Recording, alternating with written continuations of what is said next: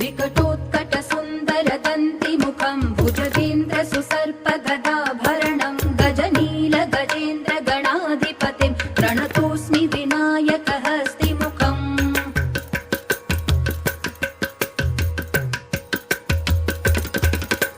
सुरसुरगणपति सुन्दरकेशं ऋषि गणपति यज्ञसमानं भव गणपति पद्मशरीरं जय जय गणपति